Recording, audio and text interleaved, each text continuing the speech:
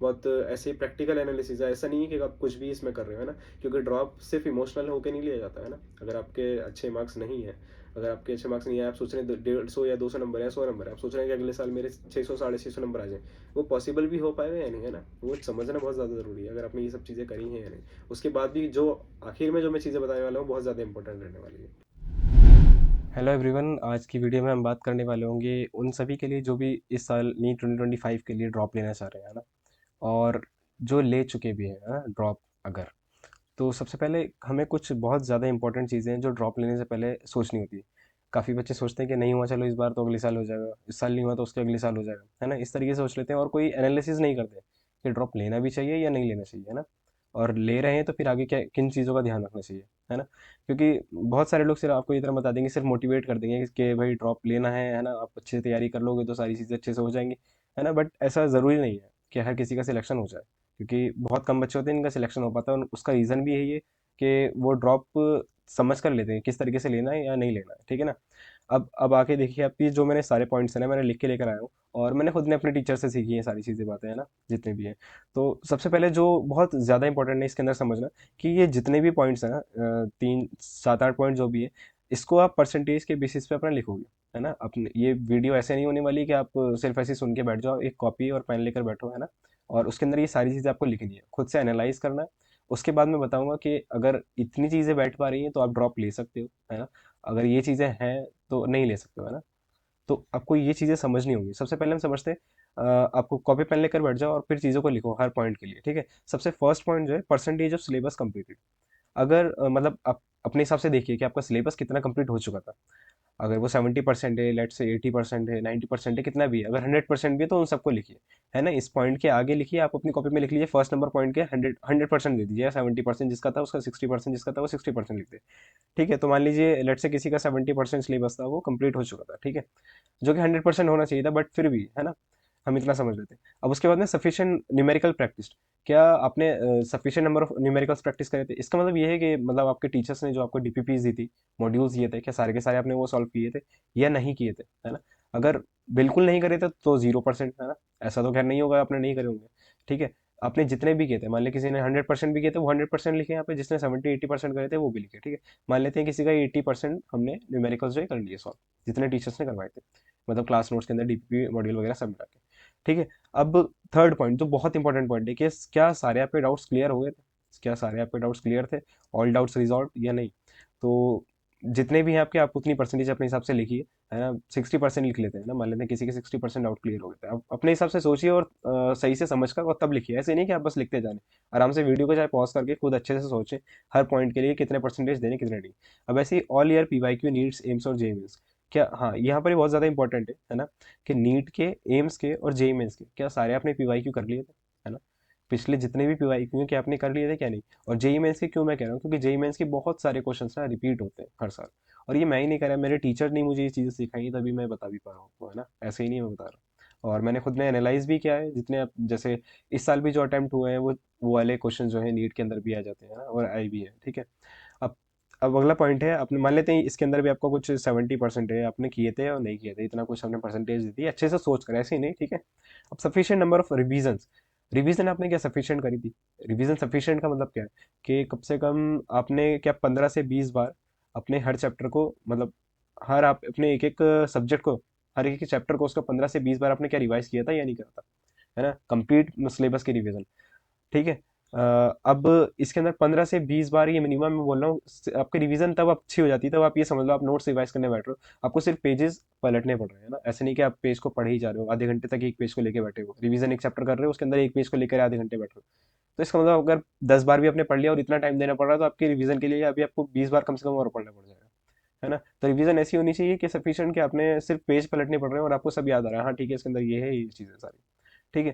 तो आप इसके अंदर भी अपने हिसाब से कोई परसेंटेज दे दीजिए, लेट से आपने कितनी दे दी, कि 60% इसको दे दिया आपने, ठीक है। और अब है sufficient number of mock test and their analysis, क्या आपने sufficient number of mock test दिए थे। सफिशिएंट नंबर को आप ऐसे डिसाइड कर सकते हैं, क्या लास्ट मंथ में एटलीस्ट आपने हर दिन एक मॉक टेस्ट दिया था या नहीं दिया था, है ना, इतना आपने किया था या नहीं किया था, ये चीज़ भी इंपॉर्टेंट है, ठीक है। आप उसे अपने हिसाब से सोचकर अच्छे से इसका एक नंबर डिसाइड कर लीजिए, और आप मान लेते हैं कि 50% या कह सकते हैं इसको, ठीक है। यहाँ पर किसी ने इतनी तैयारी करी, हम एक एग्जांपल लेकर चल रहे हैं, आप अपने हिसाब से अपनी परसेंटेज लिखेंगे। ये बहुत एक टेक्निकल एनालिसिस है ना, बहुत ऐसे प्रैक्टिकल एनालिसिस है, ऐसा नहीं है कि आप कुछ भी इसमें कर रहे हो, है ना। क्योंकि ड्रॉप सिर्फ इमोशनल होकर नहीं लिया जाता है ना। अगर आपके अच्छे मार्क्स नहीं है, अगर आपके अच्छे मार्क्स नहीं है, आप सोच रहे हैं 150 या 200 नंबर या 100 नंबर है, आप सोच रहे हैं कि अगले साल मेरे 600 650 नंबर आ जाए, वो पॉसिबल भी हो पाएगा या नहीं, है ना। वो समझना बहुत ज़्यादा ज़रूरी है, अगर आपने ये सब चीज़ें करी हैं या नहीं। उसके बाद भी जो आखिर में जो मैं चीज़ें बताने वाला हूँ बहुत ज़्यादा इंपॉर्टेंट रहने वाली है।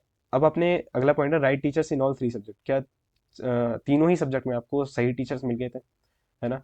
ये बहुत इंपॉर्टेंट है। अगर तीनों सब्जेक्ट में लेट से आपको दो टीचर्स जो होते हैं अच्छे मिल गए, तो आप 70% एक तरीके से दे दीजिए कि 70% ठीक था, है ना। दो सब्जेक्ट में आपके टीचर ठीक थे, एक सब्जेक्ट के नहीं थे, मान लेते हैं। किसी का हो सकता है कि तीनों ही सही थे, ज्यादातर का सबका हो गया तीनों ही सही थे, तो 100% अपने यहाँ पे दे दिया। अब आप देखेंगे कि कोई एक्सटर्नल फैक्टर आ गया था, इसमें आपको परसेंटेज नहीं देनी, है ना। आपको बस ये देखना है कोई आपके हाथ में कोई ऐसी चीज थी जो नहीं थी, है ना, वो आपके साथ में हुई। मान लेते हैं आपकी फैमिली में कोई इशू हो गया, है ना। आपकी हेल्थ इशू, आपको साथ में कोई हेल्थ इशू हो गया, एग्जाम सेंटर वाले दिन ही आपकी तबीयत खराब हो गई, है ना। इसको आप परसेंटेज नहीं, बस आप इसको काउंट रखेंगे यस और नो में, ठीक है, हुआ था या नहीं हुआ था, ठीक है। आप इसको सिर्फ इतने में काउंट करेंगे।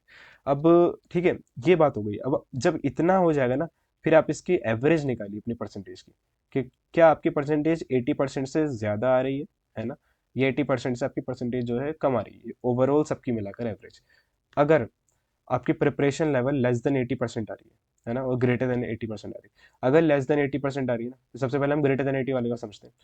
अगर आपकी ग्रेटर देन 80% ये सारी चीजें मिलकर आ रही है, तब भी अगर आपके मार्क्स नहीं आए, आपके मार्क्स 200 300 400 कुछ आए, तो सिर्फ ये फैक्टर है जो अफेक्ट कर सकता है ना। अगर आपने सब कुछ करा है और आपके परसेंटेज भी 80% से ऊपर निकल कर आ रही है इन सब पॉइंट्स की, ठीक है, तो इसका मतलब यही है कि आपके साथ में सिर्फ एक कोई एक्सटर्नल फैक्टर आया है, जिसकी वजह से आप उसको नहीं कर पाए, है ना।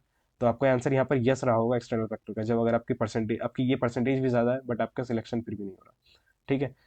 अब बात आती है 80% से कम वाली, है ना। अब कोई सोच रहा है कि ग्रेटर देन 80% है, तब भी उसका सिलेक्शन नहीं हुआ और कोई एक्सटर्नल फैक्टर नहीं था, तो ऐसा केस बिल्कुल भी नहीं हो सकता है। ऐसा केस नहीं हो सकता, ठीक है। कोई एक्सटर्नल फैक्टर होगा तभी हो सकता है, वरना ये अगर आपने इतनी सारी चीजें कर ली हैं, इतनी सब चीजें, तो उसके बाद में आपका सिलेक्शन नहीं रुक सकता, है ना। 600 से ऊपर या 650 से ऊपर आपके मार्क्स कहीं नहीं जाने वाले फिर, है ना। और अगर इससे कम है तो बाकी आपको फिर यकीन रखना होगा कि आपने लापरवाही करी है, आपने काम चोरी करी है, आप डिसलॉयल रहे हो अपने काम को लेकर, है ना। जो सारी चीजें आपको रोजाना करनी थी, आपने वो सब चीजें नहीं करी है, ठीक है। अब इसके बाद में आप ड्रॉप लेना चाहिए नहीं लेना चाहिए। जो ये वाले बच्चे हैं ना, जिनका ग्रेटर देन 80% रहा और कोई एक्सटर्नल फैक्टर आ गया जिसकी वजह से वो नहीं कर पाया, उनको तो 100% ड्रॉप लेना चाहिए, है ना, ठीक है। उनको अगले साल के लिए ड्रॉप लेना चाहिए।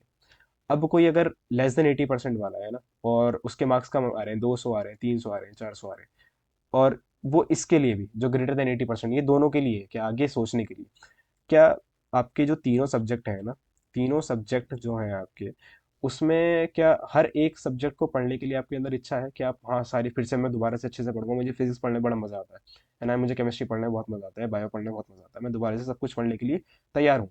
एटलीस्ट इतना होना चाहिए कि आपके दो सब्जेक्ट जो है ना, दो सब्जेक्ट के लिए तो इच्छा होनी चाहिए कि हाँ मैं पढ़ूंगा, क्योंकि एक तो फिर पढ़ना पड़ेगा ना किसी भी तरीके से आपको, उसको तो आप खुद को मना लोगे। अगर दो सब्जेक्ट के लिए भी आप बिल्कुल एकदम तैयार हैं, आप शौकीन है कि हाँ बिल्कुल मैं कर लूंगा, है ना, अगर मुझे पढ़ने के लिए मौका मिलेगा दोबारा से, मैं पूरे साल फिर अच्छे से पढ़ लूंगा, अगर ये सब फैक्टर्स हैं तो आप ड्रॉप ले सकते हो। अगर ऐसा है कि आपके 80% से कम आ रहे हैं और आपका इन सब्जेक्ट में मन भी नहीं है दोबारा पढ़ने का, तो भी कोई फायदा नहीं है ड्रॉप लेने का, ठीक है, तो भी कोई फायदा नहीं है, तो आपको नहीं लेना चाहिए। और अगर इस केस में भी अगर आपका मन नहीं है बिल्कुल भी, है ना, तो आप यहाँ खुद को कहीं ना कहीं मना सकते हो। अगर आपका सिर्फ इतना सब कुछ था, सिर्फ एक एक्सटर्नल फैक्टर आ गया, उसके बाद में फिर आप खुद को भी मना सकते हो, उसमें फिर ये भी बात नहीं रहेगी कि आपको पढ़ना नहीं चाहते दोबारा से, क्योंकि आपको पता है कि आप उसके उतने कैपेबल थे तो आप कर पाते, ठीक है। तो यहाँ ये बहुत ही प्रैक्टिकल एनालिसिस वाली वीडियो थी, है ना, कि आप ऐसे ही नहीं, कोई हवाबाजी नहीं, कोई मोटिवेशन नहीं है आपके सामने कि भाई आपको क्या नाम है, भाई आप बहुत अच्छे से कर लोगे, सारी चीज़ें सब करते हैं ये वो, ऐसी बातें काम नहीं करती हैं, क्योंकि है ना, बहुत प्रैक्टिकल एनालिसिस के साथ में आपको चीज़ों को लेके चलना पड़ता है, तभी आप सभी चीज़ों को अच्छे से कर पाते हो। तो आई होप सो कि इस वीडियो से आपको काफ़ी कुछ क्लियर हो गया होगा, है ना। और ऐसी ही और वीडियोस भी इस चैनल पर आएंगी, है ना। तब तक के लिए इसको सब्सक्राइब करके रखें और वीडियो को लाइक करें, अपने जो भी दोस्त हैं जो जिनको ज़रूरत है ये चीज़ समझने की, उनके पास में ज़रूर शेयर करें।